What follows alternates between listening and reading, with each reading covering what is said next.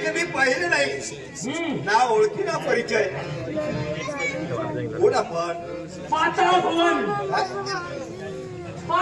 भुवन माझं वस्तीसला म्हणजे या मृत्यूलोकातील नव्हे तू माहित नाही पाताळ गुणाचा त्याग करून या मृत्यूलोकापर्यंत आला होय होय अरे काय नाव तुझं माझं नाव ऐक पाताळ भुवनातील राजकर्ता कनकास याचा कनिष्ठ खाता नाव माझं शुभम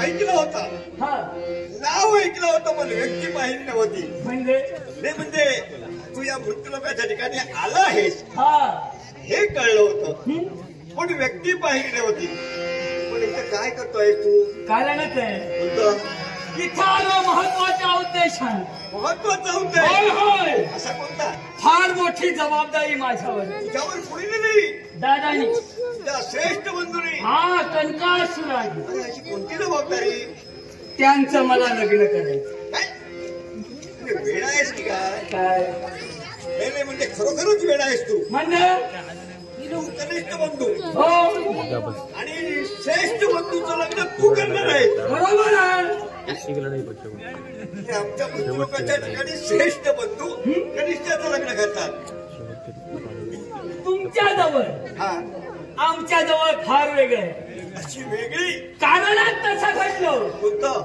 कारण आमचे बंधू कनकासूर पाताळ भुवनाचे राजकर्ते आतापर्यंत त्यांनी स्वतःचा विचार केला नाही कधीच केला नाही येईल त्या प्रसंगाला धैर्यानं तोड काळाच्या करात आले तुम्ही एवढंच नव्हे स्वतः शक्तिशाली असल्या कारणानं मला राज्याची दुरा दिली आपण राजगादीवर बसलो ही सारी जबाबदारी तुझ्यावर आपण फक्त राजगादी सांभाळताय तू त्यांचा विचार करतोय त्यांचा विचार कारणच आहे म्हणजे आता ते राजकर्ते मी त्यांचा बंधू बरोबर राज्याला संततीशिवाय शोभा नाही त्यांच्या पश्चात राजगादी सांभाळणारा कोण आहे म्हणजे त्यांचं लग्न झालेलं नाही मुळीच नाही म्हणून तुमच्या त्या पाताळ भुवनाच्या राज दरबाराला वारस नाही आणि म्हणून तुला त्यांचं लग्न करायचंय मग फार मोठी जबाबदारी एक महत्वाची सूचना तुला देतो कोणती रे अरे दुसऱ्याचा विचार करू नको रे कोण कुणाचे बंधू कोण कुणाचे कोण कुणाचे बंधू म्हणजे तो माझा बंधू आहे तेच सांगतोय अरे केव्हा बदलेल हे सांगता येणार नाही त्याच्यासाठी तू त्याचा नको तुझा विचार कर माझा होय माझा मी करणार काय असाच म्हणणार म्हणजे तू तुझा विचार करणार नाही आणि तू मरणार पण नाही आश्चर्य आहे कृष्ण तू असं का रे बोलतो माझा विचार मी करणार नाही त्याचा तू म्हणतोय हो तू त्याचा विचार म्हणजे दादाचा विचार करतोय म्हणजे मी करतोय ते चुकीचं आहे अगदी बरोबर ते चुकीचंच आहे अरे तू दादाचा विचार करण्यापेक्षा तू तुझा विचार कर तुझं लग्न कर तुला संतती होऊ दे पाताळ भुवनाला वारस तुझ्या लग्नानंतर मिळू दे तुझा सुखाचा संसार होऊ दे असं मला वाटतंय अरे हे मला सांगणारा कुणी मिळालं नाही आजपर्यंत कुणी मिळालं नाही तू पहिल्या प्रकार मिळाला पण कृष्णा आचरणादान संतती त्याला काय नाही करू शकतो वारस आता तू म्हणालास ना त्याचा कशाला विचार करतोय तुझा विचार कर बरोबर आहे होय ना काय काय तुला काय वाटलं चांगलं सांगतोय तर काळ्या नाही तर काय अरे जशी दृष्टी तशी सृष्टी तुला जसं पाहायचं आहे तसं दिसणार म्हणजे काय तुम्हाला काळा म्हणतोय अरे कृष्ण घननिळा आहे तू घननिळा आहे म्हणून तुझी दृष्टी तशी आहे असं मी का म्हणालो अंतरी काळा आहे का म्हणालो का म्हणाला आतापर्यंत तू आमच्या बाबतीत काय केली विविध अवतार धारण करून मत्स्य कुर्म वराह नृत्य वामन परशुराम वाघ आणि आठवा कृष्ण विविध अवतार तू धारण केला बरोबर कृष्णा काय देवांचा काही एक उपयोग नाही काय आम्ही दानव पाहो बरोबर देवतांवर स्वाऱ्या केल्या,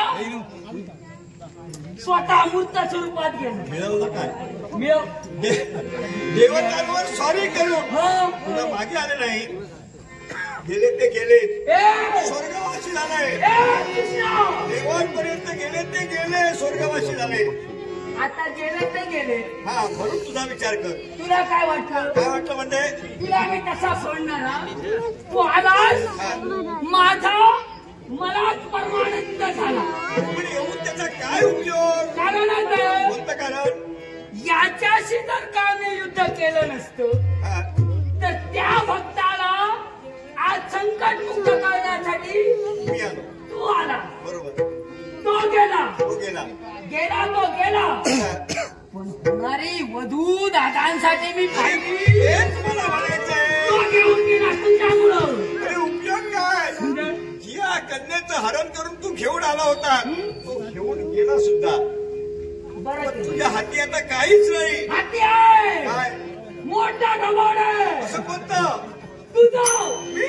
होय, मोठं आहे. अरे दानवेश्वरा, अरे तूच म्हणालास की आतापर्यंत विविध अवतार धारण करून आमच्या पूर्वजांच्या जीवनाचा शेवट केला. म्हणजे मी केला. हो, मग तीच वेळ तुझ्यावर आहे. माझ्या कृष्णा हसतोय. अरे हसून हसून दानवांना मारिलं. अरे कप्प्यात मी हसून हसूनच मारतो. मी क्रोधाने मारत नाही. गोड बोलून कथा काढतो. कृष्णा, गोड बोलण्याचे दिवस गेले आता. नाही, बोलण्याचे दिवस आहेत, ऐकण्याचे दिवस गेले. गेल्याचे दिवस राहिला त्या तुझ्या आठवणी. त्या तुझ्या पूर्वजांसाठी. माझ्या पूर्वजांसाठी. तुझ्या दादासाठी. पूर्वजांसाठी नाही, दादांसाठी. तुझ्या आठवणी. तुझ्या आठवणी शिल्लक राहणार. माझ्या फक्त आठवणीच राहणार.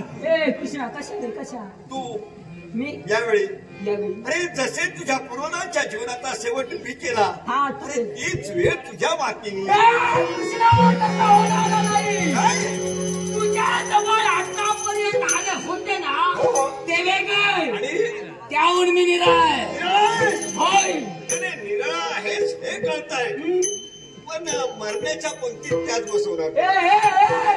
तुला काय वाटलं? काय वाटलं म्हणजे? अवतारी पुरुष तू. आजपर्यंत केलं तेवढी नाटकं पुरे झाली. कृष्णा, हसू नकोस. अरे मी तेच बोलतोय. आता तुला अवतार घेऊन देणार. मी दादाला तेच मी माझ्या श्रेष्ठ बंधूला म्हणजे दादाला मी तेच सांगतोय. नेहमी सांगतोय, दादा या साऱ्याचा मला कंटाळा आला. मला निवृत्त होऊ दे. ऐकत नाही दादा. तुझे दादा, माझे दादा द्वारकाधीश आले होते एकदा. माझ्याजवळ नाही, श्रेष्ठ बंधूंपर्यंत. हा, श्रेष्ठ बंधूंपर्यंत आले होते. क्षमकुशलता झाली. क्षमकुशलता झाली, पण बंधूला काही जमलं नाही ना. तुझ्या बंधूला काही जमलं नाही. माझेच बंधू ते. मला जर मिळालं असते ना काय केलं होता? काय केलं होतं? तुझ्या अगोदर त्या नावावर पोती मिळाली. कुणाला? माझ्या दादाला? हा, शक्यच नाही. तू इथं थांब. काय? तू इथं थांब. इथं थांबू? तू हलू नकोस. नाही हलणार. बैस इथं. आणि मी जाऊन येतो कुठं? तुझ्या दादांपर्यंत. येतो. थांब. तू इथून जाणार, दादांपर्यंत कपट करणार आणि कुठला तरी अवतार घेणार आणि इथं येणार. बरोबर आहे. मला मारून टाकणार.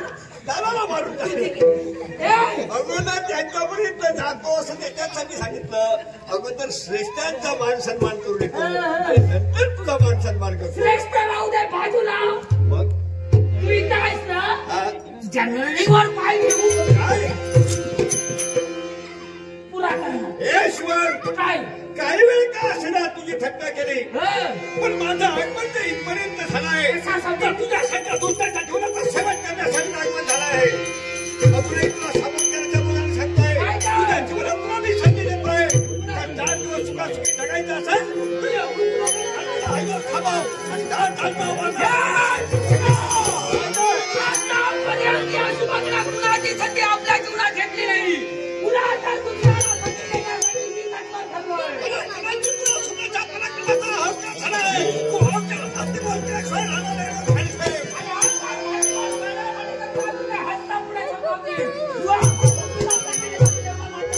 मरणाचे तुझ्या जन्म मरणाचे खडे म्हणून मी